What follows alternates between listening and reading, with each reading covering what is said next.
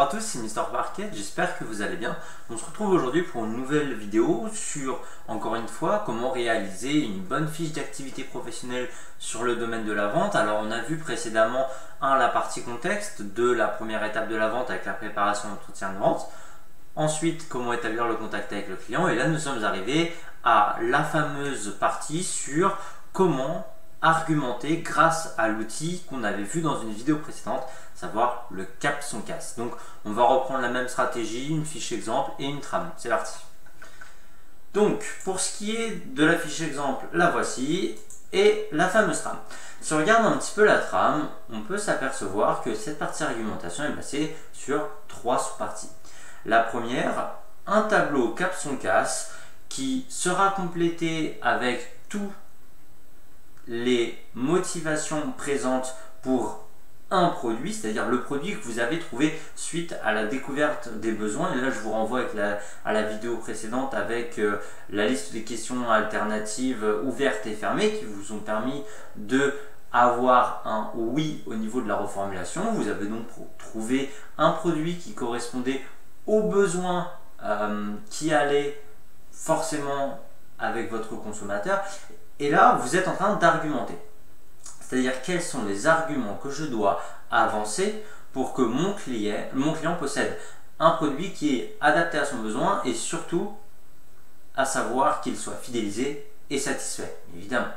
Donc le petit B, c'est expliquer, suite à cette argumentation, comment vous avez fait concernant les objections. Alors concernant les objections, on a vu tous les types d'objections, c'est-à-dire inavouable ou introuvable, c'est la même chose, les vraies et les fausses, et surtout les méthodes de traitement des objections, le oui mais, la compensation, mineur majeur, balayage, écran, témoignage, on en a vu plein lors du dernier cours, et il est important de toujours faire le lien entre théorie et pratique, c'est-à-dire quelle objection vous avez utilisée, sur quelle méthode d'objection.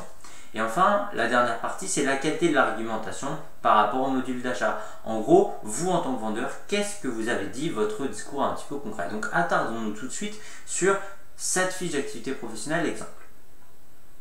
Toujours mettre un petit point de contexte. Regardez. Nous arrivons ensuite sur la phase de l'argumentation. Pour ce faire, le vendeur peut utiliser la méthode du cap son case. Alors attention, on parle du son casse depuis le début. Il est vrai qu'il existe deux écoles. La première correspond au son casse classique qui s'arrête au S. La deuxième vise à mettre en avant un son casse avec un E. Le E, en fait, c'est pour le mobilier d'achat écologique, qui est de plus en plus en avant, mis avec les modes et les tendances de consommation actuelles sur l'ensemble des marchés. Ensuite, vous introduisez votre cap son casse. Donc là, elle avait choisi un collant opaque, il me semble, au polyamide. Et là, on fait un tableau sur ce produit. Alors, ce qui serait bien, là, qui n'a pas été fait, remettez le produit, remontrez quel produit et quelles caractéristiques avait un petit peu le produit, qu'on puisse un petit peu se recontextualiser. Donc, à gauche, le son casse, sécurité, orgueil, nouveauté, confort, argent, sympathie et le E, comme je l'ai dit précédemment, l'écologie. Le petit cap, caractéristiques, avantages, épreuves. Et on remplit le tableau. Quelle est la caractéristique sécuritaire de ce produit? Quel est l'avantage qui en découle et comment je le prouve? Vous faites ça pour l'ensemble du cap son casse et vous mettez en surbrillance, vous entourez, vous mettez en gras ce que vous voulez, le mobile d'achat qui correspond à la cliente, c'est-à-dire le mobile d'achat que vous avez détecté, celui que vous allez annoncer, puisque rien ne sert d'annoncer un mobile d'achat, je ne sais pas, du confort, pour une personne qui serait en recherche constante d'orgueil, comme ça a été le cas ici.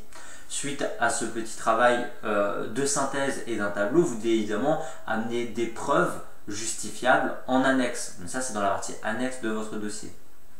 Suite à ça, on fait une petite récapitulation de cette recherche des besoins et surtout de l'argumentation. Donc là, on voit qu'elle a dit que le principal mobile d'achat a été l'orgueil. Et là, elle développe un petit peu la notion. De les objections et les traitements. Donc pour ce qui est objections et traitements, suite à l'argumentation, vous mettez en avant le fait que votre cliente a fait des objections. la première partie, c'est d'en faire une typologie. Quels étaient le type d'objection que vous avez eu? Souvenez-vous, inavouable, vrai, fausse. Regardez ici. La première, vous faites un petit point de théorie, les vraies objections avec une définition, et vous mettez l'exemple dans la vente. J'ai été devant une vraie objection, regardez, la forme du collant ne me convient pas, réponse du vendeur, c'est-à-dire votre réponse, ce collant correspond aux critères que vous m'avez demandé, et vous expliquez quelle est la méthode que vous avez utilisée. Regardez, c'est juste en dessous. Ici, le vendeur, donc c'est vous, a utilisé la technique du boomerang. Le boomerang, c'est renvoyer son objection au consommateur. Comme ça, vous avez montré que vous maîtrisez les objections, vous connaissez les types d'objections et que vous connaissez les techniques de réponse aux objections. Ici, elle a mis les définitions des fausses objections ou des objections inavouables. Il n'y avait pas de fausses objections. Par contre, regardez, il y en avait une qui était introuvable / inavouable. La cliente dit « ce produit est trop cher ». Le vendeur, je vais vous proposer d'autres gammes plus abordables. Souvenez-vous que introuvable, ça veut dire que le consommateur n'a pas envie d'en parler. Ça ne sert à rien de se remettre dans une découverte des besoins ou de se remettre à creuser plus, puisque le consommateur va juste se braquer. En général, on est sur des types comme ça qui reculent avec les bras croisés. Souvenez-vous, cours de comportements non verbaux, c'est un signe clair avec un hochement de tête en général comme ça, que le consommateur n'est pas enclin à expliquer ses motivations. Dans ce cas-là, on avait vu dans le cours, suite à une objection introuvable, inavouable, vous réorientez votre client vers un autre produit. Regardez, ici le vendeur a dit la technique de l'acceptation. J'accepte l'objection, puis je le dirige vers un autre produit.